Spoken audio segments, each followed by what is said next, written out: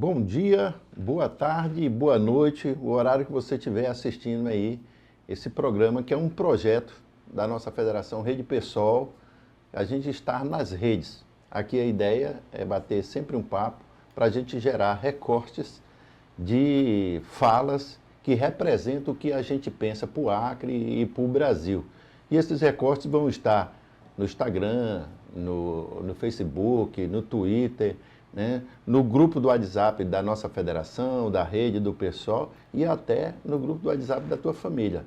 Joga lá, se interessou pelo debate, faz pergunta, curte, se inscreve no nosso site, né? Para que acompanhar outras entrevistas nós vamos fazer. A proposta é que de 15 em 15 dias a gente esteja aqui batendo papo. E hoje eu estou aqui com o Jamir, né? O Jamir que é dirigente nacional do PSOL e a gente está querendo conhecer melhor o Jamir. Jamir, você é da leva, seus avós, né, seus antepassados, dos cearenses, dos cariocas, né, do Rio de Janeiro, ou dos paulistas? Porque você é branco e dos olhos verdes, né? Isso. Bom, primeiro de tudo, Inácio, agradecer o convite, né, a estreia do seu programa, do seu podcast, e mais um podcast gravado aqui no Estúdio Castanheira. E a gente fica muito feliz, sabe, Inácio, porque primeiro que você é uma pessoa muito experiente na política, nos ensina muito, tem um profundo conhecimento da história do Acre, da política acreana e do bastidor, principalmente, né? Então, convive mesmo a fundo naquilo que muitas vezes as pessoas que estão em casa nem sabem de quando chega uma candidatura, como é que é construída essas candidaturas majoritárias. Então, tá aqui participando do primeiro programa nas redes, né? Fico muito feliz por esse convite. E a minha família, ela chegou no Acre, né, para Cruzeiro do Sul, ela veio do Ceará, né? Antes, quando o Acre ainda não era nem do Brasil ainda. Então, meu bisavô chegou no Acre, o Acre ainda era da Bolívia, não era nem do Brasil. E aí meu avô foi a primeira geração que nasceu, né? Logo que o Acre se tornou do Brasil, se tornou um estado do Brasil, território. Meu pai é a segunda geração, eu sou a terceira geração de acreano, né? Então, sou acreano mesmo, entendeu, Inácio? Acreano de qual município? Cruzeiro do Sul, né? Cruzeiro Terra boa, terra da farinha. Mas eu saí de Cruzeiro muito jovem, vim para Rio Branco, eu tinha 14 anos de idade. 14 anos. Eu nasci aqui em Cruzeiro, morei lá um tempo, vim para Rio Branco, aí voltei para Cruzeiro, aí quando foi com 14 anos voltei, aí fiquei aqui definitivo, né? Meu pai era funcionário da Universidade Federal do Acre, e aí ele foi para Cruzeiro para montar a universidade lá. E aí foi o período que a gente morou lá, que foi 9 anos. Então a minha vida, eu tenho 47 anos, mas desses 47 anos, só 9 anos eu morei em Cruzeiro, o resto tudo aqui na capital. Eu vendi muito cigarro em Cruzeiro do Sul. Eu fui de 92 a 2001, eu ia uma semana sim, outra não em Cruzeiro do Sul. Cruzeiro do Sul, eu costumo dizer que tem 5 famílias bem tradicionais. A família Cameli, né? Isso. Correias Irmãos, é uma família também bem... deixa eu ver se eu lembro ainda de todas as 5 famílias. Uhum. E de quais dessas famílias tradicionais você faz parte ou você não faz parte de nenhuma? A nossa família é uma família muito conhecida em Cruzeiro. Meu avô foi um dos primeiros empresários que teve lá em Cruzeiro, que é o Arito Rosas. E ele era naquela época com a escassez de médico, então quem era farmacêutico ou tinha drogaria eram os médicos da cidade, né? Então tinha um primo meu que era o Mancito, que ele era farmacêutico e meu avô também tinha drogaria. Meu avô era enfermeiro de profissão. Então eles faziam tudo, era da cirurgia, a consulta, era eles que faziam. Então eram muito conhecidos, né? Depois foi chegando os médicos mesmo já formados e aí foram substituindo. Mas a minha família é muito conhecida e até hoje ainda está lá. A família Rosas é uma família grande e é bem atuante lá em Cruzeiro. Eu queria te agradecer primeiramente porque há muito tempo que você vem me incentivando para a gente fazer esse programa, né? Confesso que eu fiquei muito inseguro, a gente foi definindo nomes e tudo, e esse programa só está indo ao ar porque você sempre me encorajou muito, deu muita força, inclusive se submeteu a ser o primeiro entrevistado. Hoje é o teste, né? Hoje é o programa piloto. Eu espero que tenha um bom feedback aí dos nossos militantes, filiados, da população em geral. Mas esse estúdio, Jamir, ele também cumpre um papel importante. Não sou eu que estou tendo a primeira oportunidade. Tantos outros amigos meus, eu já vi programa aqui na área da cultura, né? Vi vários programas que foram gravados aqui. Eu conheço aqui porque já tive vídeo meu editado, então tenho uma geração aqui que você tem aproveitado esse estúdio para eles aprenderem a pilotar drone, a editar vídeo. Me fala um pouco do papel desse estúdio, né? Primeiro que esse estúdio é uma parceria nossa do Estúdio Castanheira com a Fundação Lauro Campos e Marielle Franco, que é a fundação do PSOL, né? E o que é muito importante, Inácio, a gente ter em mente é que um só vai ganhar. Por exemplo, nós temos um candidato a governador que vai ganhar. Mas a gente não pode encarar a política, venceu ou perdeu. A gente tem que construir a política, a gente tem que construir partido. E eu sinto falta isso aqui no Acre. Né? Mesmo faço uma crítica aos partidos de esquerda, eles não costumam construir partidos. Eles costumam procurar ter mandato. E aí é onde diferencia o partido como o PSOL, como a Rede, que ele vem em busca da construção de um partido. Né? Ou seja, ter um programa próprio, de ter diretrizes bem firmes, mesmo do que a gente atua, de construir, de formar o militante. E as redes sociais, a mídia, ela é algo que hoje é muito presente, Inácio, na nossa vida. E uma criança com 5 anos de idade, antes mesmo de se alfabetizar, ela já está num celular mexendo. E a gente viu essa necessidade de ter um estúdio próprio para a gente produzir o nosso próprio material. Porque quando você vai numa emissora de TV, é aquela coisa rápida, às vezes você quer desenvolver uma linha de pensamento, você não consegue. E você ter seu próprio estúdio, você consegue produzir o material, mas não só entre a entrevista ou entrevistado, como também entre a equipe técnica que você forma para tocar esse projeto. Né? E a gente tem aqui o Wendel, que é nosso presidente estadual e ao mesmo tempo é o cara que cuida e que dá vida a esse estúdio, né? Tem toda uma galera que ajuda ele, que é treinada por ele, e a gente vê a diferença. Né? Hoje, por exemplo, a gente só consegue ter um programa como esse seu porque a gente tem um estúdio. Porque se a gente tivesse que pagar para isso, né, Inácio, é um custo muito alto, a gente não teria condições. Né? É fantástico. Outra característica do PSOL, Jamir, é fazer o que, na verdade, outros partidos fizeram na década de 80. Sim. O PSOL tem se colocado nos processos eleitorais como protagonista. Sim. Há 4 anos atrás, o PSOL teve candidato a governador, foi o professor Nilson, né? E candidato Sim. ao Senado. Passado 4 anos, como é que você avalia esse processo eleitoral? O que é que ele trouxe de vantagem para o PSOL? Aumentou o número de filiados? Sim. Nos municípios, o PSOL poderia não estar organizado em um determinado município, se organizou por causa desse processo eleitoral? Essa pergunta é bem interessante, Inácio, porque quando a gente analisa, sempre quando a gente termina uma eleição, você vai juntar os pedaços, né, que fica após a eleição. Eleição não é fácil. Eu acho que a gente está no estado pior para se fazer eleição, porque infelizmente a compra de voto é algo descarado no nosso estado. A gente que é ideologicamente, né, ou seja, a gente tem um partido com base ideológica, que tem um programa próprio, que tem pautas firmes que a gente defende, é muito difícil enfrentar o que é a política no Acre. Né? E você participar das eleições, não só com candidaturas proporcionais, mas com candidaturas majoritárias, isso dá vida ao partido. Né? Você sair desse pleito eleitoral, ser uma candidatura majoritária, você torna o partido invisível.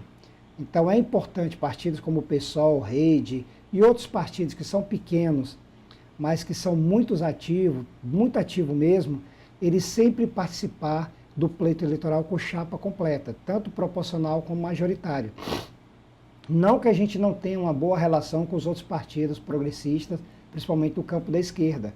A gente tem, mas principalmente na questão do primeiro turno, é importante a gente colocar os nossos nomes, até mesmo porque a gente tem a propaganda eleitoral, Inácio, que é uma propaganda que chega, tanta rádio e TV, que chega a todo o estado, e é uma forma de você mostrar.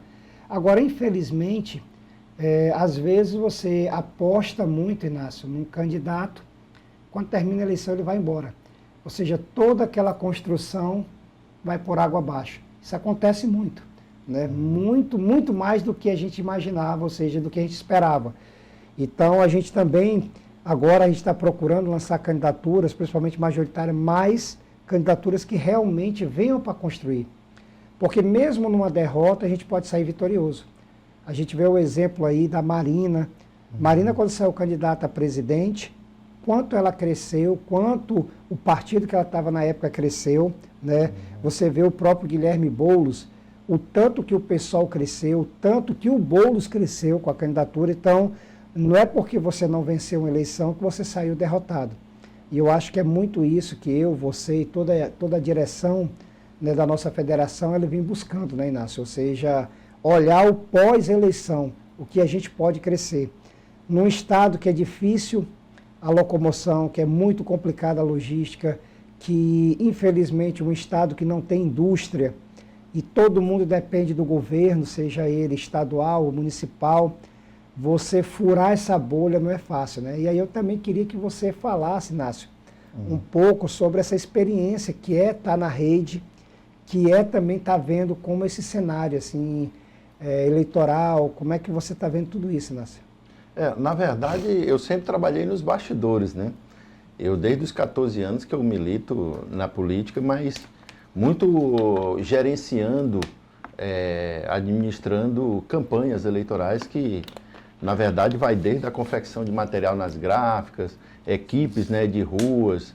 Então, o meu papel sempre foi esse. Eu tive a experiência, e mais uma vez, te eleger como culpado de ser candidato a vereador agora, né, pela rede.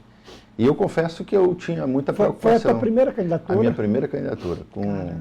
A verdade, com 54 anos, né, eu fui candidato pela primeira vez. Tinha sido presidente da Associação de Moradores lá do meu bairro, presidente de Grêmio, essas coisas que todo mundo que está na política tem essa oportunidade, né?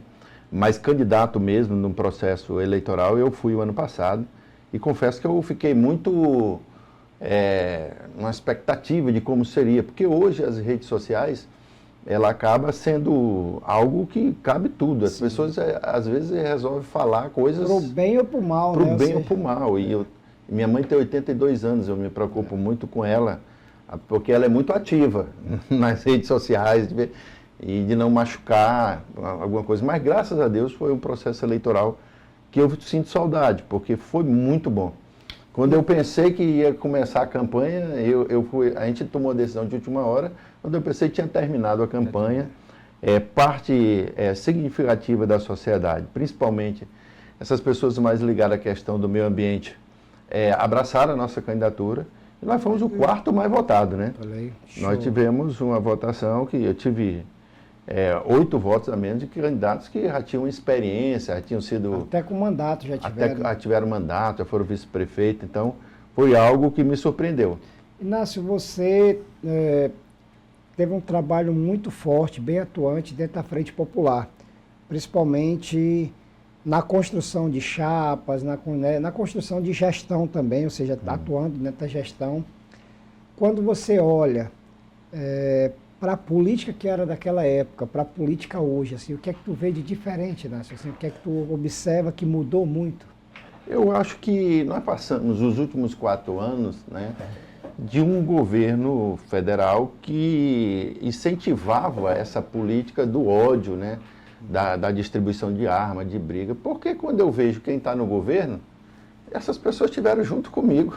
Que é isso que eu ia te perguntar, né, Inácio? Porque um dia desse eu lendo uma matéria aí, e aí a pessoa, lá um comentário, o Inácio você olha para o Inácio, está vendo aí o PCdoB, o PT, está vendo tudo isso. E aí eu te pergunto, Inácio, essa galera que hoje está no poder, eles vieram da onde, Inácio? Estavam todos com a gente, né? Se você for pegar do Alan Rick, né? Ao próprio Bocalon, que foi secretário, Márcio Bittar. Márcio Bittar, eu lembro como era do PCB, né? O Wilson, né, da Cirlane, que foi casado com a Cirlane, que era da Casa do Estudante Acriano. Então, assim, essa turma toda, porque, na verdade, Rio Branco, o Acre é como se fosse um bairro de São Paulo. Se a gente conversar muito, a gente vai descobrir que a gente é até parente. E olha que os nossos pais tinham um negócio de ser primo de fogueira, essas coisas, né, nas festas juninas. Então, nós temos uma relação que não nos permite, por causa da política, a gente causar intrigas e rompimentos, porque eu penso que não, o meu filho está namorando com a filha de um cara desse, ou vice-versa. Então, o que nós temos que discutir mesmo, na verdade, o que eu sempre procurei estudar é para a gente discutir propostas. Proposta de que, para onde o Acre pode caminhar para que a gente tenha emprego, que a gente tenha saúde, que a gente tenha educação. Eu acho que isso nos une e a gente tem que procurar exatamente isso, fazer essas coisas que o pessoal faz aqui, né? Eu estava vendo, vocês têm um projeto, né, lá na Ocupação Marielle, que talvez vocês vão construir casa, vão entregar casas primeiro do que o prefeito Bocalon. Então esse é um projeto que nos une, né? E assim, Inácio, o que eu fico mais impressionado é que os movimentos sociais, eles foram destruídos, né? Você que veio da Frente Popular, e lá atrás, na década de 80, 90, se construía muito movimento social, né? E as associações de bairro foram abandonadas. Hoje, uma associação de bairro não é mais nada, não representa mais nada, né? Você tinha os sindicatos que foram desmantelados, né? E aí hoje quem luta pelos direitos do trabalhador, porque os sindicatos acabaram. E aí assim, você vê todo esse desmantelo, e aí você vê uma extrema-direita crescer tanto no Acre, né, o Inácio? O que é que tu acha que aconteceu no Acre, Inácio, que para isso ter acontecido? Eu acho que o avanço da extrema-direita, porque na verdade nós sempre tivemos disputas.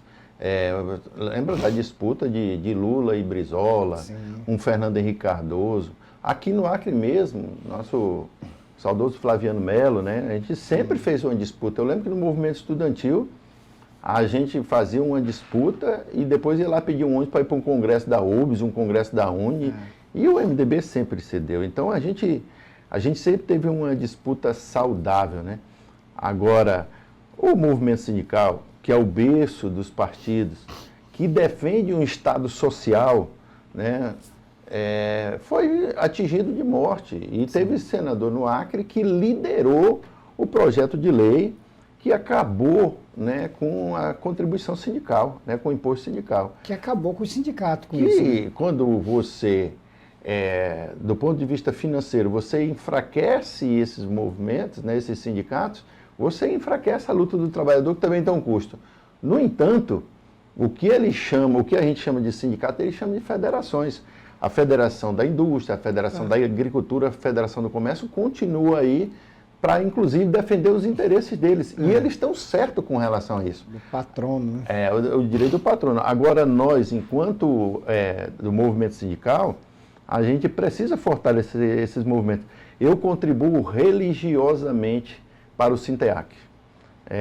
Já é descontado no meu contra-cheque, porque você eu acho importante. Concorde ou não, porque assim, o sindicato ele tem uma disputa interna também, ele tem eleição interna, e às vezes quem está na presidência não é aquele que você votou, mas o principal é que o sindicato está ali para defender os direitos do trabalhador, né? Se você não consegue organizar essa luta de classe, quem vai defender seu direito, Inácio? Né? Eu vejo às vezes as pessoas, olha, o nosso salário está defasado, nós estamos trabalhando demais, as condições são precárias. Você sozinho não adianta. É o sindicato que vai reunir todo mundo, é o sindicato que vai debater, ou seja, era para ser isso, né? Mas se os sindicatos hoje estão sobrevivendo a muitas custas, está muito difícil, quem é que vai defender, né, Inácio? E aí eu fico preocupado assim, Inácio, porque eu vejo uma galera do Acre que passa a vida inteira em mandatos, né? Pais, filhos, netos, e essa galera, ela se diz o defensor da família, o defensor Deus, pátria e família, né? E aí eu vejo, por exemplo, vem você que tem a coragem agora de dizer, eu estou colocando meu nome à disposição para concorrer a uma vaga para o Senado, ou seja, se lança um pré-candidato, né? A federação lança você um pré-candidato. Como é que vai ser esse enfrentamento com essa turma aí da extrema-direita? Não vai ser fácil. Eu me preocupo mais com a reação de algumas pessoas, alguns partidos, porque até aqui nós definimos que a gente ia ter chapa própria depois das eleições para prefeito, né, que nós caminhamos com Marcos Alexandre em 2024.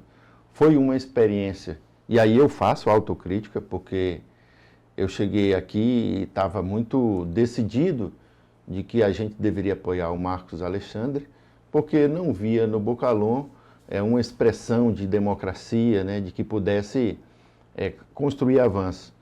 Mas foi uma experiência que depois, inclusive, houve vários questionamentos de segmentos, uma certa discriminação com o nosso partido. Porque se você olhar para a rede, é a cara da Marina. Se você olhar para o pessoal, é a cara do Boulos. E aí, terminadas as eleições, nós sentamos aqui e decidimos que a gente ia ter candidatura. Eu já dei várias entrevistas, a Marina Silva já veio aqui, reuniu 7 partidos. Sim. E disse, olha, o Inácio é nosso pré-candidato a senador, né? E agora você, inclusive o Boulos, gravou um vídeo, né, reafirmando. Mas parece que quando vai chegando mais próximo do processo eleitoral, essas pessoas descem dos ambientes que elas estão e chegam aqui e dizem, não, peraí, parece que o jogo só começa quando eles acham que deve começar. E a nossa federação, ela tem autonomia. Então, com certeza. Você tem, o pessoal e a nossa federação tem transmitido muita confiança.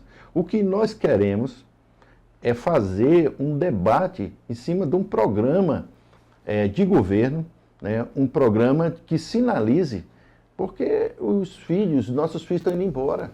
O que tem de família separada, com os jovens que estão morando em João Pessoa, que estão morando em Santa Catarina, e a gente tem muito o que fazer aqui pelo Acre. E outra coisa, Inácio, nós deixamos claro que nós estamos abertos ao diálogo, né? Nós vamos dialogar com todos do campo progressista.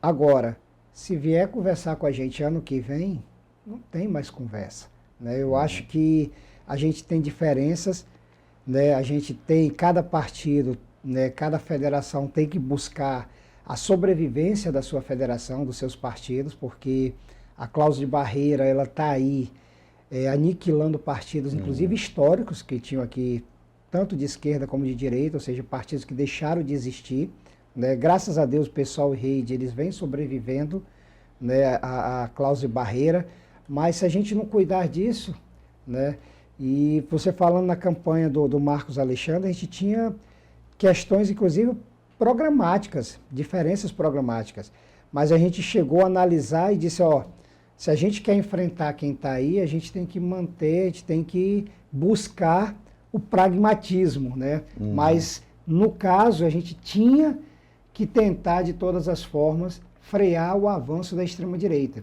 que ninguém entende, eu não consigo entender, né? Quer dizer, tenho minhas suposições, como que um candidato que estava tão lá embaixo, da noite para o dia, vira um jogo daquele jeito, né? Mas está aí, como é que está o estado, como é que está a cidade, né, destruída. E eu acho agora, Inácio, a gente conversou muito, eu acho que a nossa candidatura, ela está posta, trabalhar ela cada vez mais. Eu acho que a gente é pré-candidato, não faz de conta, ou seja, é um pré-candidato que a gente vai mesmo, a nossa candidatura, pegar corpo, mas a gente não vai deixar de dialogar. Só que se achar que vai deixar para conversar com a gente ano que vem a gente já está montando as nossas chapas proporcionais, né, Inácio? Porque a chapa majoritária está caminhando bem, né? Tá. Como é que você encara esse desafio, Inácio? Você de ser um pré-candidato aí a senador, você vai enfrentar aí Márcio Bittar, vai enfrentar o Gladson, né? Provavelmente a Mara Rocha e tantos outros candidatos aí, você está aí furando essa bolha aí, Inácio? Primeiro, na verdade, estudar muito, né? Então, eu já colecionava antes os planos de governo, né? Eu gosto muito de colecionar e ler os planos de governo para a gente ter uma ideia de qual rumo, né? Eu acho que, eu não tenho dúvida que a gente tem que ter um plano estadual de desenvolvimento. Muita coisa já foi feita, mas é preciso fazer muito mais. Nós passamos 100 anos trabalhando, né, nossa economia com a seringa. E logo depois veio a castanha. Agora, depois o açaí, agora tem um café. Então, nós que decidimos morar no bioma da Amazônia, nós temos que entender que esse nosso ambiente, é um ambiente onde a natureza vai estar sempre num diálogo com as cidades. Então é preciso que a gente saiba que aqui o conhecimento dos nossos pais, nós somos da época, tu tá meio ruim da gripe, nós somos da época que os nossos pais botavam 3 gotinhas de copaíba no café.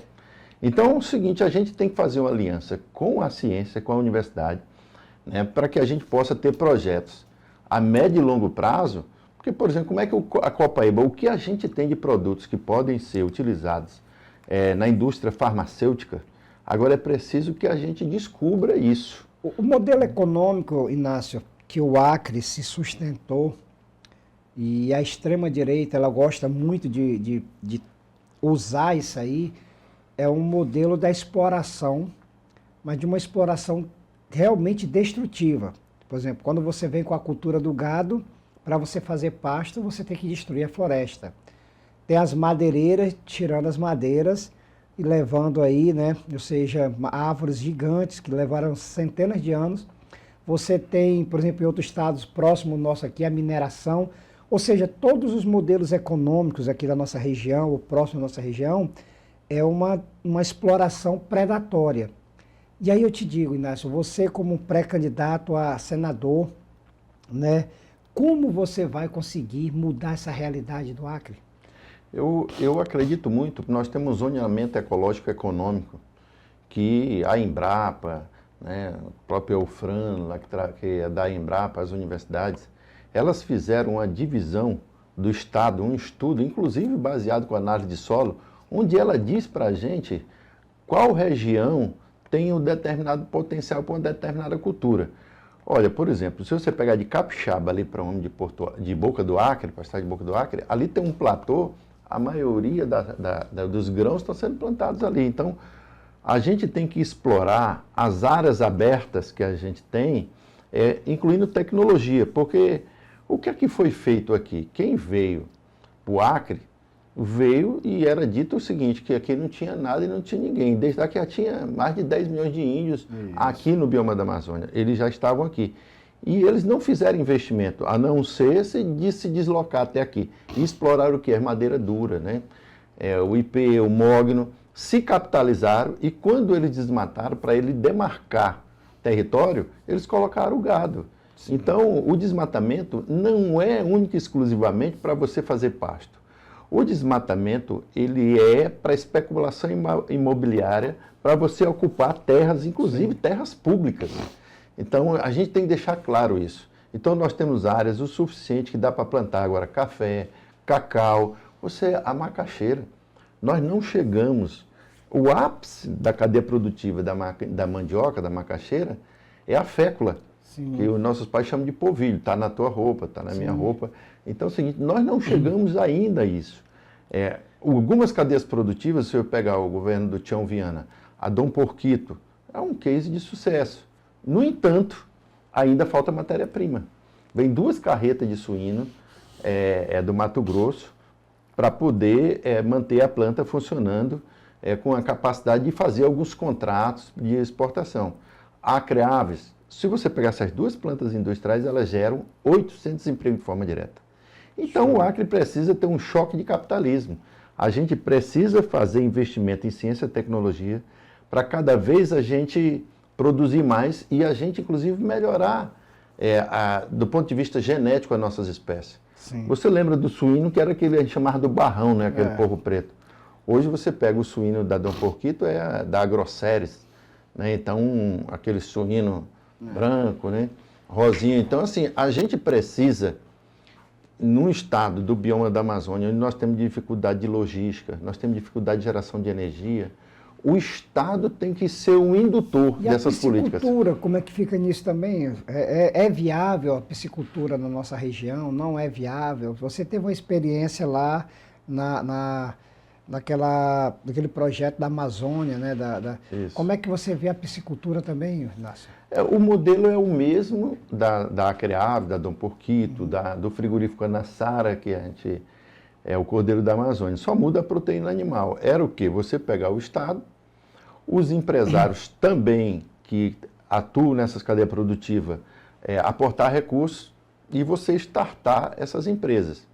né? No caso específico, em qualquer empresa, umas dão certo, por causa, às vezes, até de questões externas, e outras não tão sucesso, como é o caso da Peixe da Amazônia, né? Peixes da Amazônia, você está tentando lembrar o nome, Inácio. A Peixe da Amazônia, ela starta, de fato e de direito, em abril de 2015, no meio da crise do processo de impeachment da Dilma. Em 2016, quando o Temer assume, para você ter uma ideia, ela estava uma página inteira na Folha de São Paulo, fornecia para o Carrefour, então para o Grupo Pão de Açúcar e grandes outras.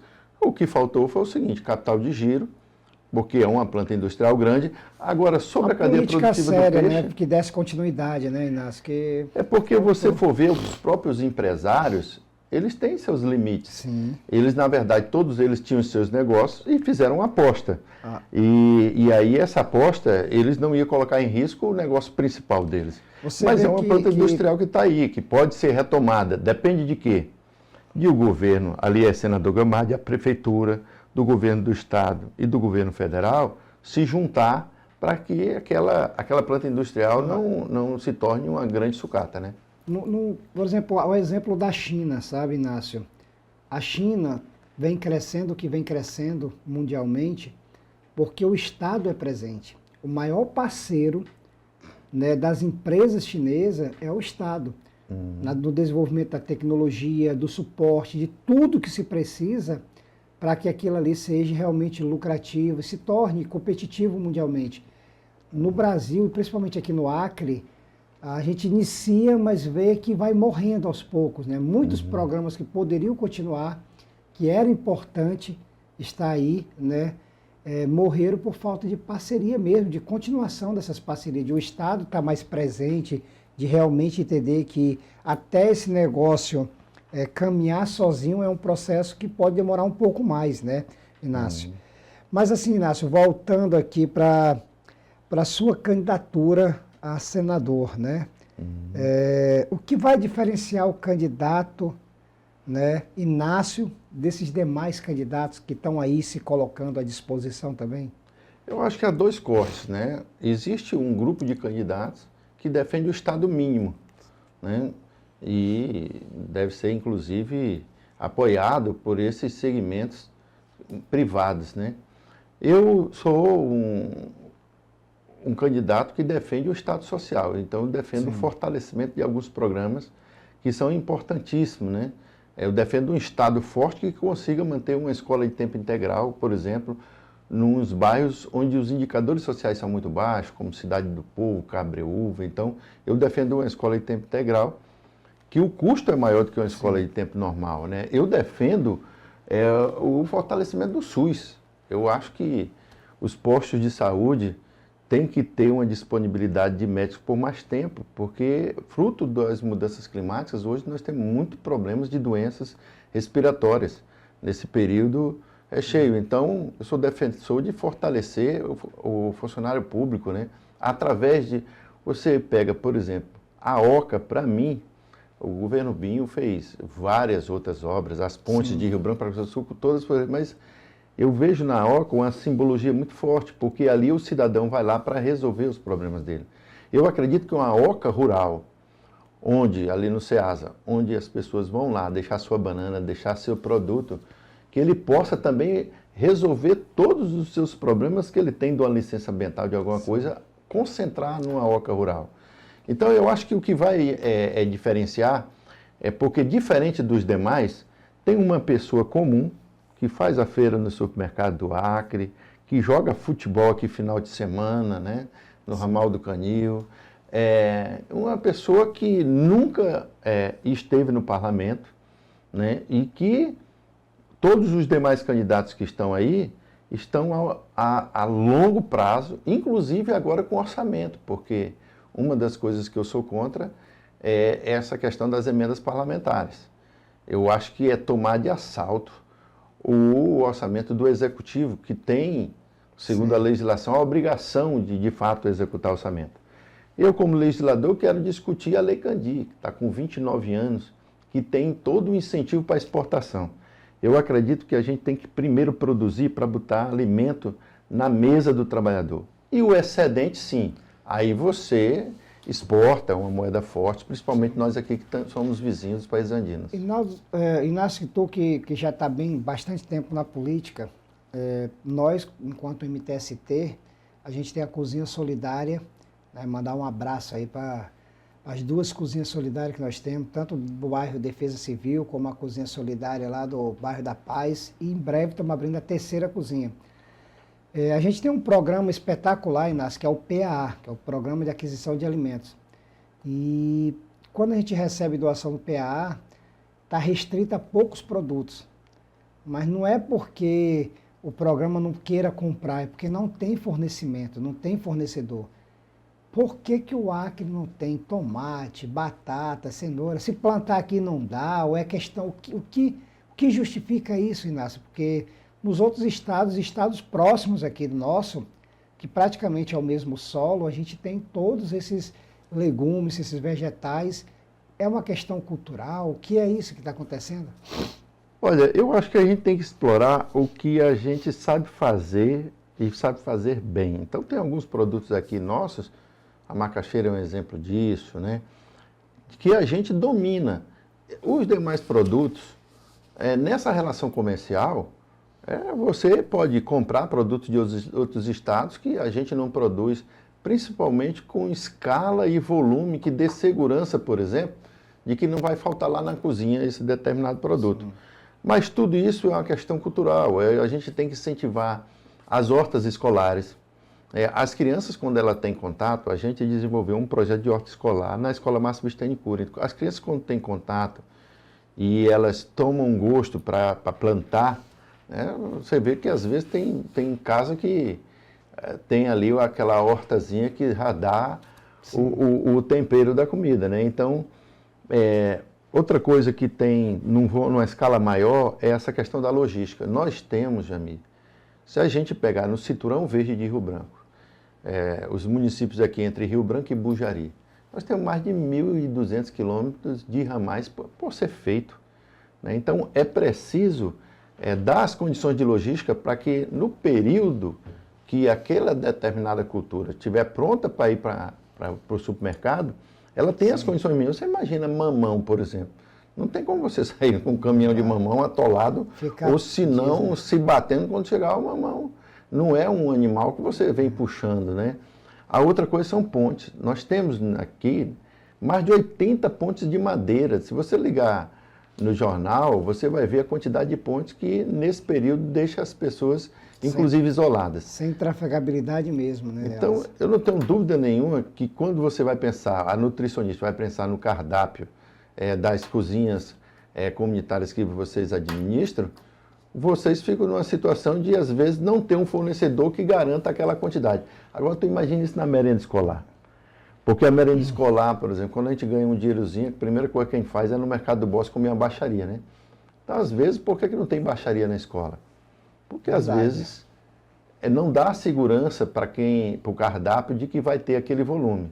Então, nós precisamos fazer muita coisa ainda no Acre. Tem muita coisa boa. Eu não vou ser aquele candidato para estar pregando o desastre, falando das coisas ruins. Eu acho que o Acre, em vários governos, todos eles deixaram uma contribuição aqui importante. Tiveram seus erros, mas também deixaram uma parcela de contribuição. Deixaram um legado também, né? Deixaram um legado. Inácio, e está se mudando um pouco aqui do Estado,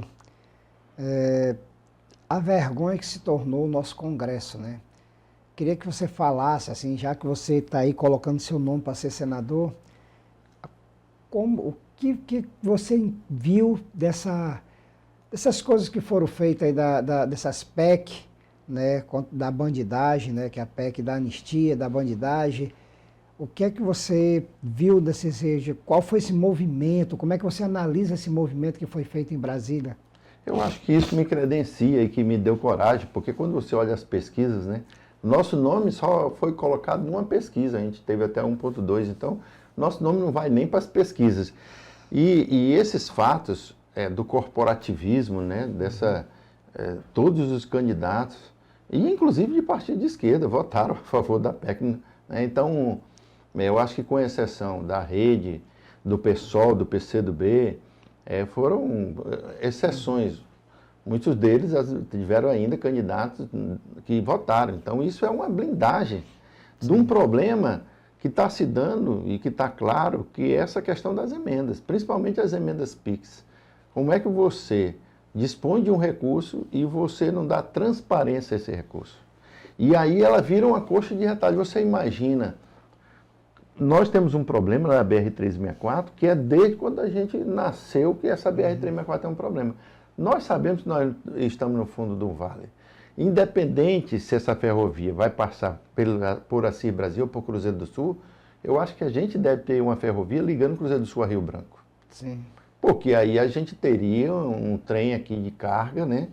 E a estrada ficaria para caminhão de passeio, para carro de passeio, né? Gastaria bem menos. Então, eu acho que a gente tem que discutir emendas com um projeto ser coletivo, porque o deputado, você mesmo falou disso, olha, às vezes aparece alguém aqui, é candidato por aqui, se projeta e depois vai embora. Um deputado, quando se elege, que tudo gira em torno dele, e não em torno do partido, e não em torno de uma bandeira de luta, ele usa todas essas emendas para promoção pessoal, né? E dá uma sensação, Inácio, que a Câmara de Deputados ela não faz legislação para o povo, e sim para interesse próprio, pessoal, né? Ou seja, eles agem mais como se fosse um sindicato deles mesmos do que colocar em pauta, discutir aquilo que interessa à população, principalmente a população mais pobre, mais vulnerável, né? Ou seja, a cada dia que passa fica mais nítido que é isso que você falou.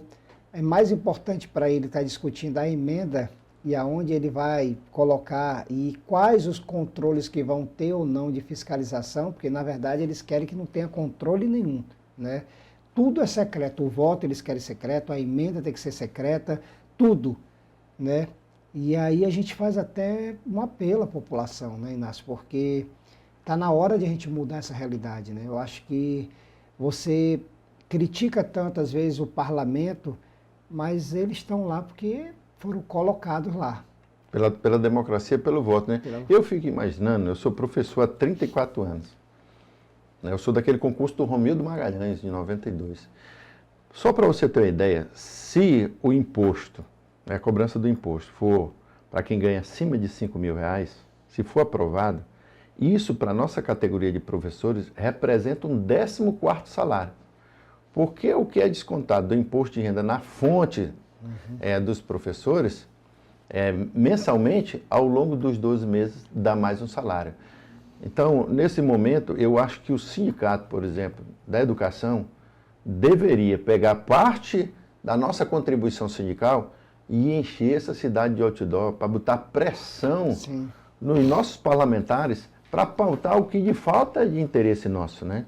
Se as pessoas ficam falando que às vezes pagam imposto demais e o Estado sinaliza que pode abrir mão de cobrar imposto para quem ganha até R$5.000, isso já era para ter sido aprovado.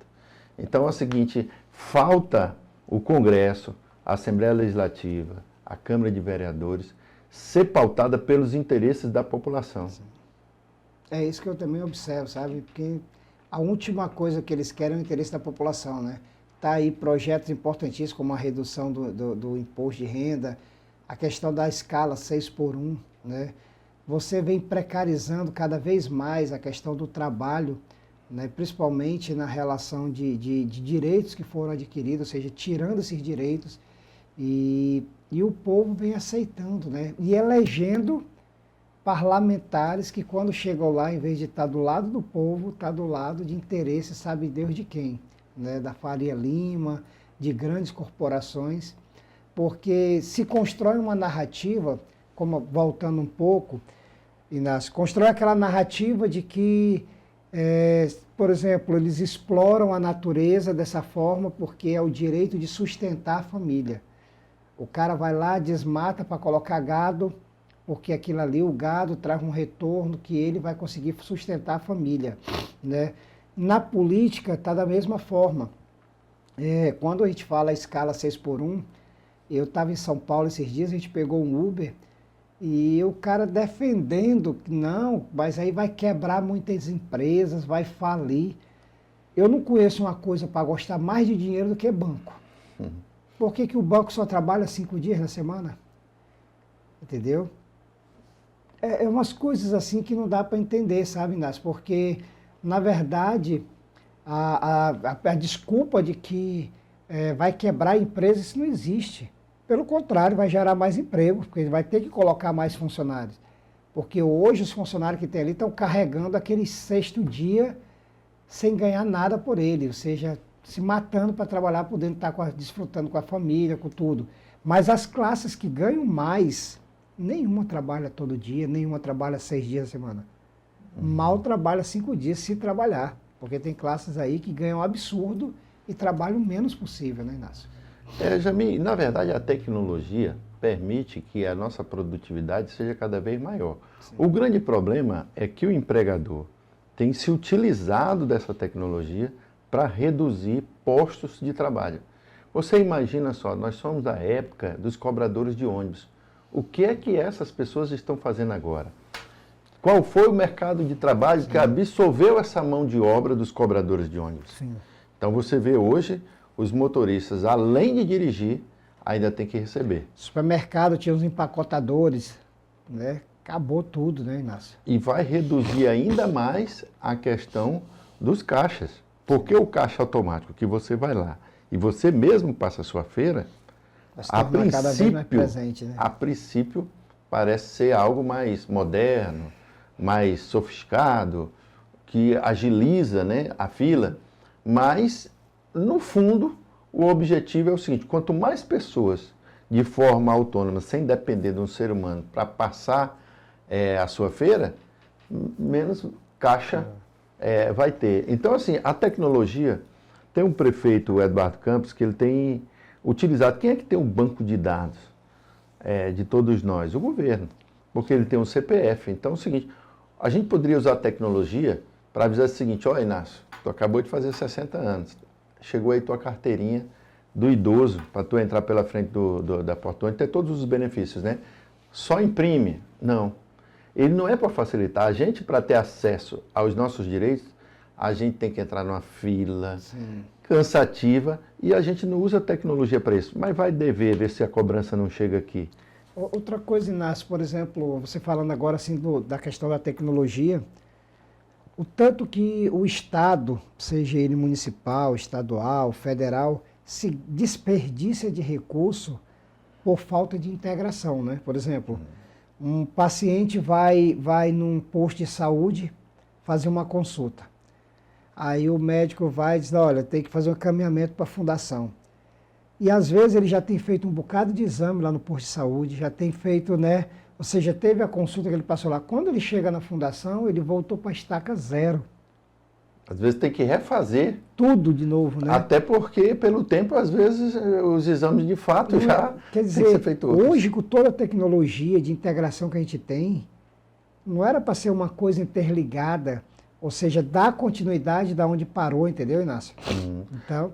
Já minha mãe me dizia o seguinte: quando a pessoa não sabe o que quer, nem o vento ajuda. Porque a pessoa não sabe onde quer chegar, então nem usa, tá passando o vento aqui, eu vou pegar. Então, o Acre precisa, e nós temos essa obrigação, Jamil, de discutir com a população. Por isso que eu espero muito um retorno desse nosso bate-papo, do que a gente quer mesmo para o Acre. Até porque essa ferrovia, ela passando aqui, o que é que nós vamos colocar dentro mesmo desse trem? Porque nós temos uma estrada para o Pacífico. Essa estrada, quando foi feita, Inácio, se dizia que o Acre ia mudar, porque agora nós íamos exportar mais, que nós íamos importar coisas que eram bem mais baratas, e a gente até hoje está por ver isso. Aí eu te pergunto, a ferrovia não vai ser a mesma coisa ou não? O que é que vai acontecer, né? Se o Acre não tiver uma produção que dê volume e frequência de entrega, o trem vai passar aqui com grãos. Com grãos aqui, porque às vezes fazem muito comparativo entre Acre e Rondônia. Mas qual é o diferencial de Rondônia? É porque tem um porto que parte dos grãos que são produzidos no Mato Grosso sai dali de balsa, né? E vai até Manaus, de Manaus faz a capotagem e vai para os outros países. Então ali é o diferencial. Mas a produção está vindo da onde? Por exemplo, a nossa pecuária manda o boi para Rondônia, que acaba sendo uma central de distribuição, porque pega também ali dos municípios do Humaitá, centraliza, dá volume e aí eles vendem para grandes fornecedores. Mas ele tem esse papel de juntar. Aqui no Acre, onde é que nós vamos juntar isso mesmo? Você pega ali aquela região de Brasileira, tem um hub ali, até porque é uma zona de desenvolvimento que tem incentivo fiscal, e você tem ali Porto Maldonado, que também cumpre com esse papel. Nós vivemos muito isso antes de ser ligado o Rio Branco à Rondônia, né? Muitos dos comerciantes de Cruzeiro do Sul, lá na tua terra, tinha armazém em Rondônia, comprava em São Paulo, descarregava em Rondônia e fazia esse trajeto de Rondônia para Cruzeiro do Sul de balsa. E dependia muito de Manaus também, né? Era uma coisa absurda, né? Tudo o fluxo de Cruzeiro do Sul era Manaus-Rondônia. E qual era o discurso que o pessoal dizia? Que é o seguinte, se ligar o Acre a Rondônia via estrada, os nossos produtos iam ficar mais baratos. Ligou de asfalto, está aí até hoje. Aí disseram, não, o problema agora é o seguinte, não baixou o preço, que o problema é a balsa. Se fizer a ponte, vai baixar o preço. Fizeram a ponte e da mesma forma. E o que vem pior agora? Não, tem que dar manutenção na estrada. Aí o trecho já de Rondônia está todo já... vai ser terceirizado, né? Vai ser privatizado e vai cobrar, né, o pedágio. Agora vai aumentar mais porque é privatizado. Aí eles vão alegar que tem que aumentar porque estão pagando o pedágio. Isso. Wendel, vamos assistir o vídeo aí, Wendel. Coloca o vídeo aí para nós.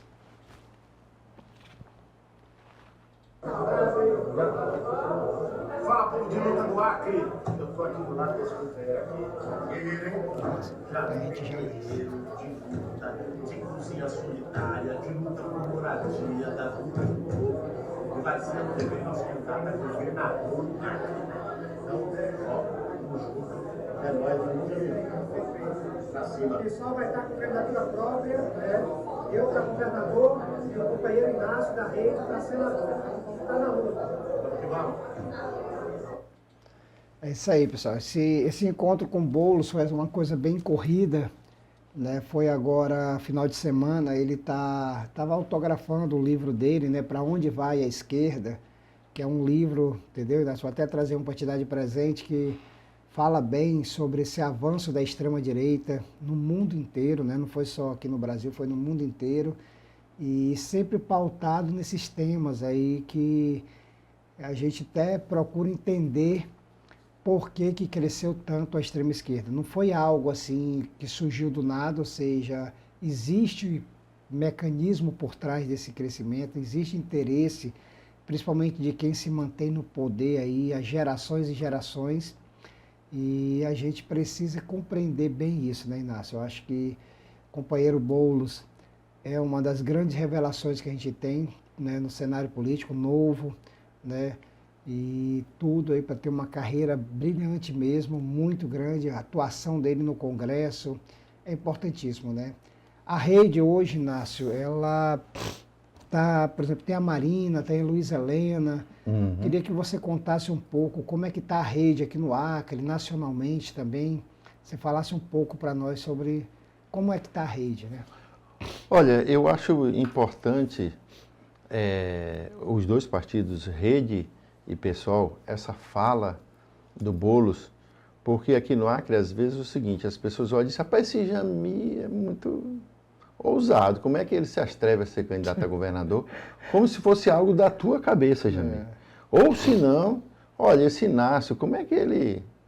Você elegeu nem a vereador, é candidato a senador, é pré-candidato, né? Pré-candidato a senador, como é que ele tem coragem e tal?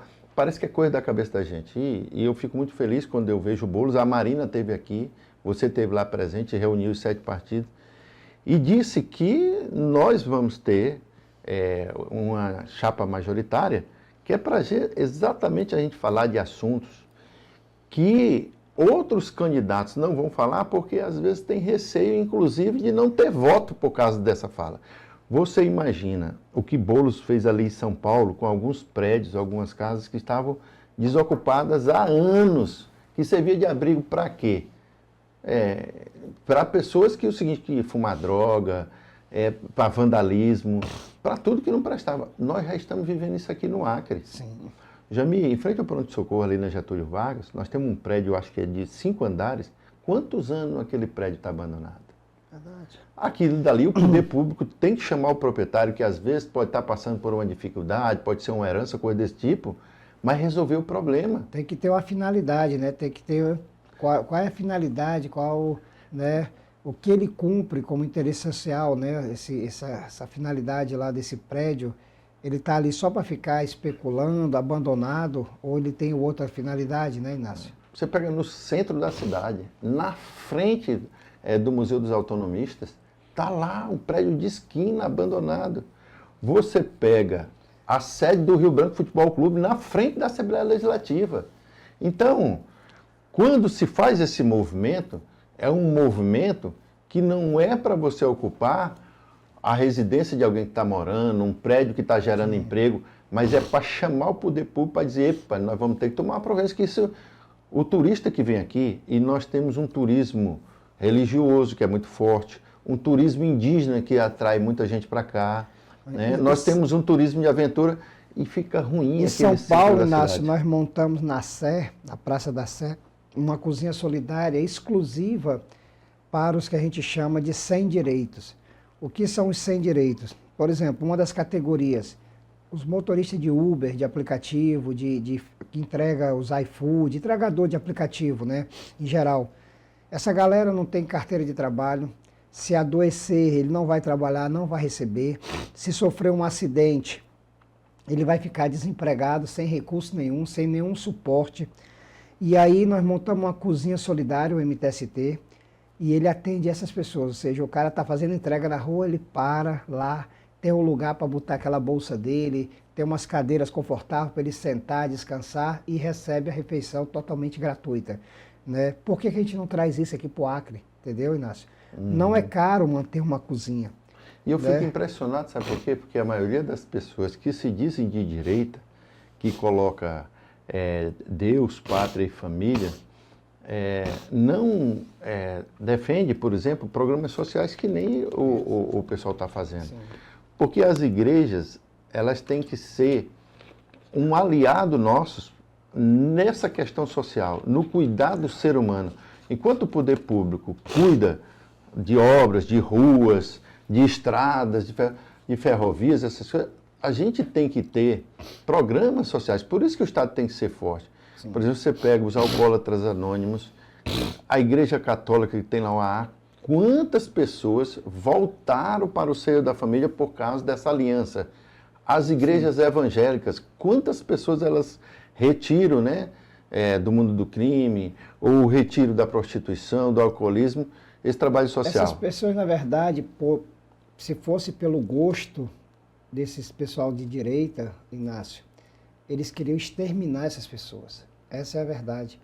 Eles não querem recuperar uma pessoa que está com problema, eles não querem entender que quem está naquela vulnerabilidade ali é um problema de saúde. Não é um problema de você estar enfrentando um crime organizado, entendeu? Você está enfrentando pessoas que estão doentes.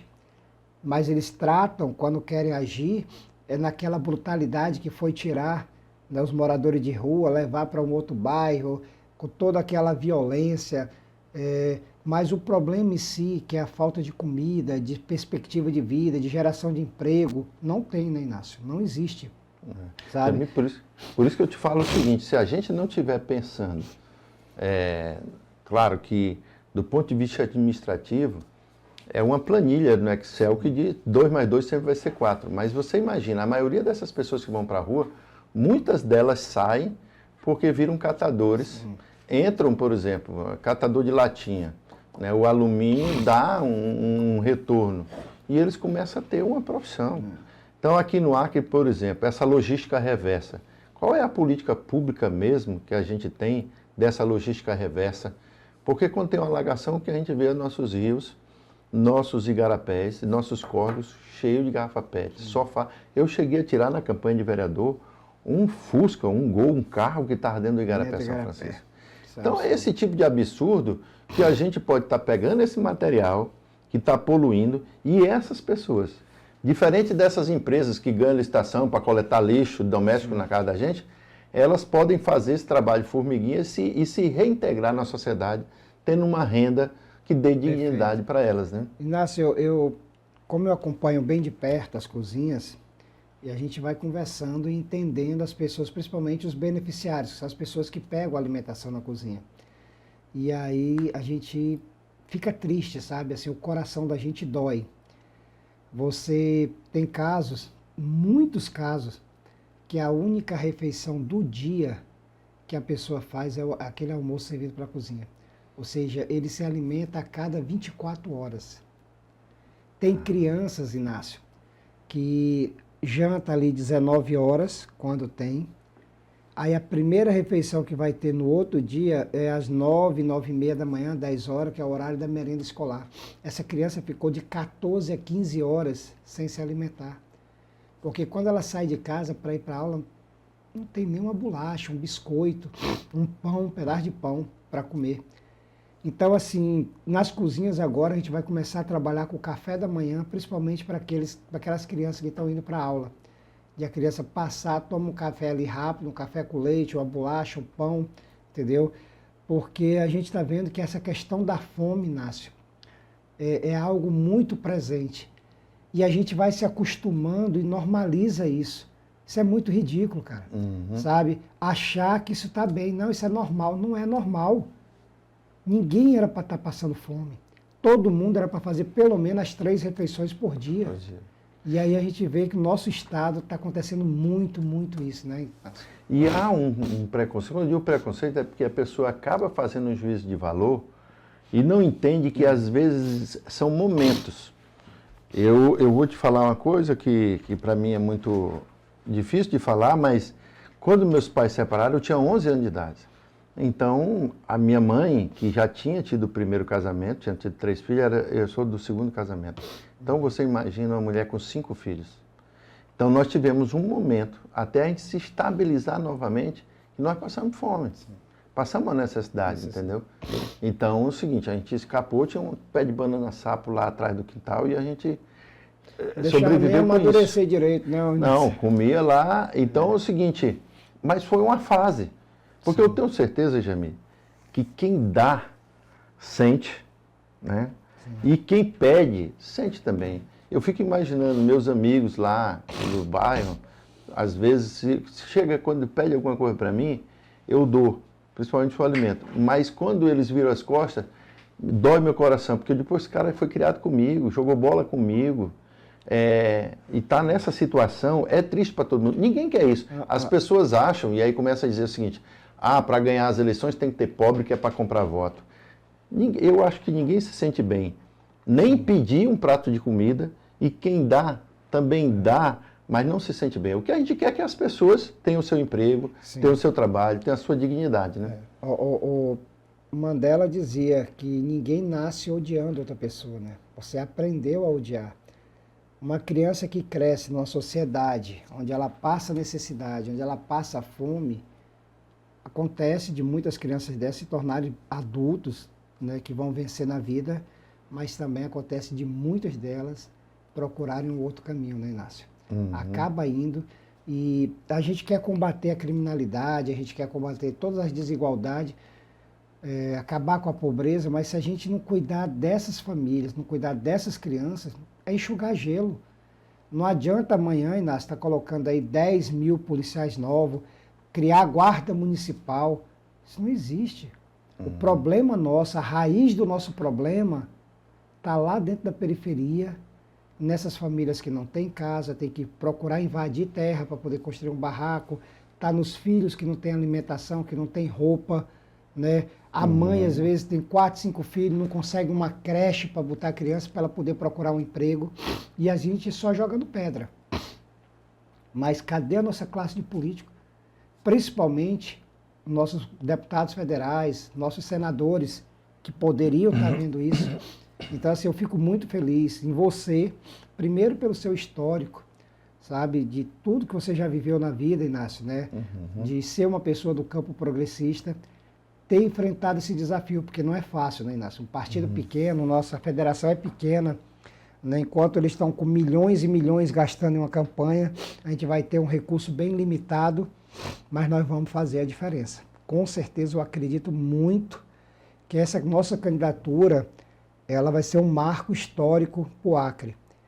Primeiro, de mostrar que quando a gente quer fazer política com seriedade, a gente não se vende, a gente não se corrompe, a gente busca entender que o projeto é muito maior que até mesmo o nosso nome, né? Que é isso que a gente está colocando. Nada que a gente faz aqui não tem um alinhamento nacional, ou seja, você na rede, você faz parte da executiva da rede, né, Inácio? Da executiva ou seja, nacional. Você jamais vai estar fazendo algo aqui que não esteja alinhado, discutido e bem conversado nacionalmente, igual eu, né? Nossos partidos são partidos que têm divisões internas, tem correntes, tem tendências dentro do partido, ou seja, você tem um compromisso com o seu campo dentro do partido, né? Além da direção, você também tem seu campo.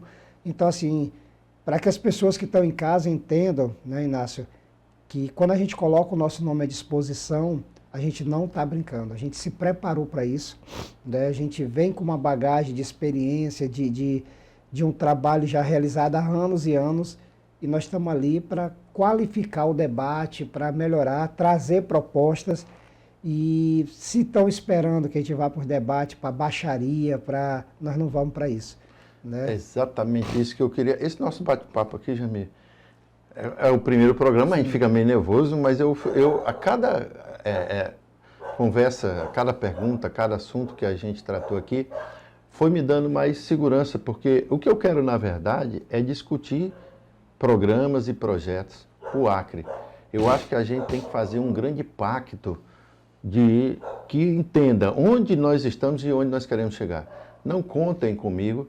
Eu tenho um senador, que é o senador Márcio Bittar, que ele faz um debate que é o oposto do que nós acreditamos. Sim. Então, eu quero muito me preparar para fazer um debate com ele, porque eu acho que o espaço que ele tem, durante 4 anos, ele foi um dos homens mais poderosos do Brasil, porque coordenou o orçamento geral. E eu moro às margens do Igarapé São Francisco. Gravou um vídeo que tinha 200 milhões para gastar no Igarapé São Francisco e não fez. E o modelo que ele defende é o oposto do que a gente defende. Mas mesmo assim, eu não tenho problema nenhum em encontrar com ele, conversar com ele, mas eu quero fazer um debate do ponto de vista de programa. E eu estou muito satisfeito, porque nós estamos conscientes do nosso tamanho, do desafio que é grande, é enorme. Nós vamos estar disputando com pessoas que têm estruturas enormes, mas que a gente quer discutir essa pauta humana.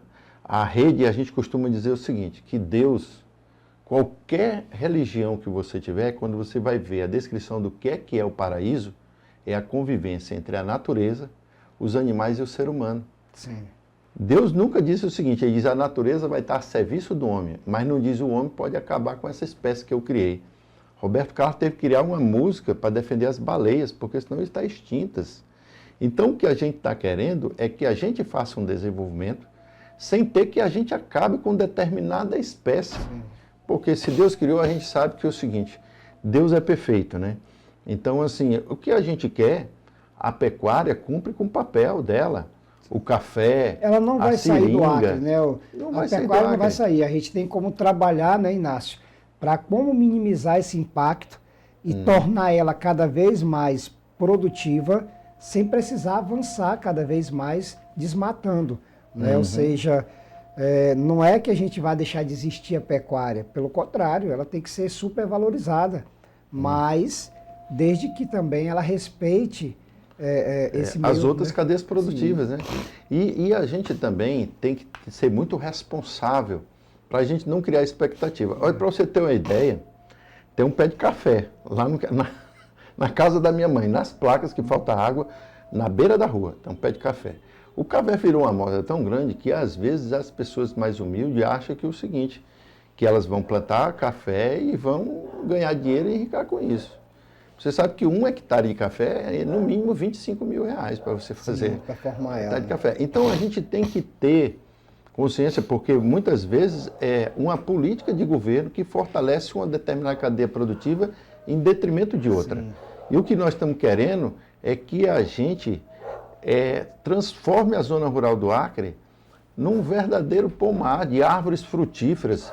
graviola, maracujá, e a gente ter uma produção que garanta uma renda para o trabalhador. Sim, sim. E a zona urbana a gente precisa fazer uma aliança para a gente fazer um reflorestamento urbano. O calor está demais, né? Antigamente você, quando era pequeno, Inácio, você, até a minha juventude, você não chegava em nenhuma casa que não tivesse uma pequena horta, né? Era comum. Desapareceu, né, Inácio? Desapareceu. E num estado que nós temos pouca verticalização. A maioria das moradias são feitas em terrenos, em casa, com terrenos. Então, cadê nossos espaços para serem melhor aproveitados?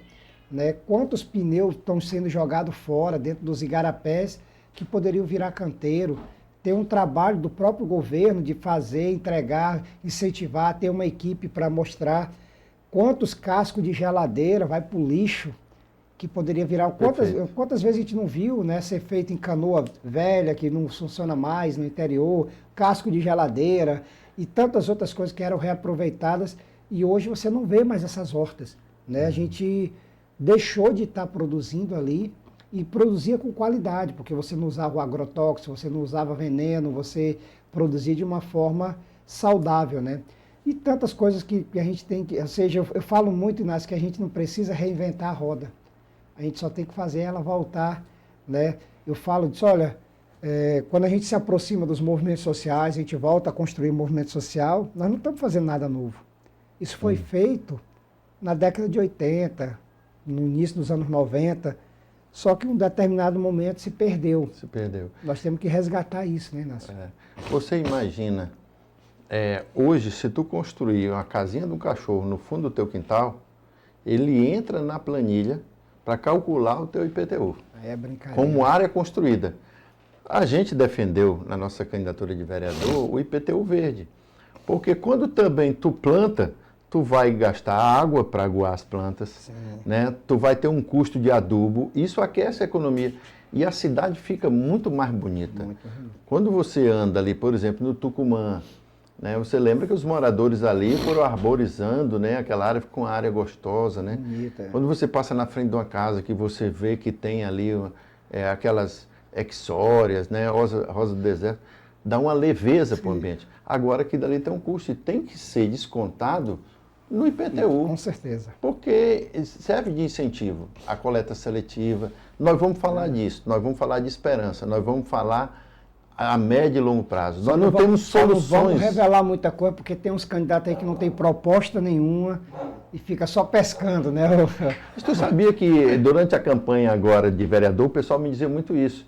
Quando o Bocalhau começou a pintar tudo de azul, eu disse, cara, por que ele não faz a faixa azul? Porque São Paulo diminuiu muito o índice de acidente com as motos, né? Sim. Por quê? Porque foi pego 1,15 m entre a faixa 1 e a faixa 2, só para moto. E é azul, a faixa azul. E o prefeito lá, inclusive, é do MDB, né? Isso. O Tarcísio, que é o governador também. Então é o seguinte, olha, quer pintar de azul? Faz uma coisa que tem lá em São Paulo. Então, eu não tenho problema com essas ideias, porque eu acho que é o seguinte, se alguém fizer, tá ótimo, não precisa nem eu ser... Tá feito. Se alguém estiver lá fazendo, eu vou me aposentar, né? A gente já está aí com mais de uma hora de programa, acho que agora as considerações finais. É importante avisar, né, Inácio, que a página nas redes, né, ou seja, o canal nas redes, quem estiver aí assistindo, se inscrever no canal, deixar lá seu comentário, seu like, compartilhar, né, é muito importante a gente chegar ao máximo de casas, ao máximo de pessoas possível, e que fico feliz por estar participando do primeiro. Vão ser feitos cortes, né, Inácio? Então, assim, nos próximos dias aí vocês vão estar recebendo bastante cortes nas redes sociais, principalmente Instagram, no TikTok, aí no Facebook, ou seja, em todas as plataformas. E aí vamos para as considerações finais, né, Inácio? Vamos lá. Eu gostaria de agradecer, Jamil. Acho que o primeiro programa a gente terminou bem. A gente vai relaxando aos poucos, né? Isso. E dizer que a ideia daqui de 15 em 15 dias a gente está batendo papo com alguém aqui, que a gente vai amadurecendo cada vez mais as ideias. Faz a pergunta, comenta, né? Olha, só não vale agredir a pessoa, mas a ideia pode. A gente pode ser forte, duro na defesa do que a gente acredita, no que a gente defende, mas preservando a pessoa. E isso serve para os candidatos também da oposição. Não adianta elogiar a gente e ser deselegante, né? com outras pessoas. E eu espero que vocês curtam, que vocês compartilhem e aguardem que daqui 15 dias nós vamos estar aqui novamente batendo esse papo informal aqui.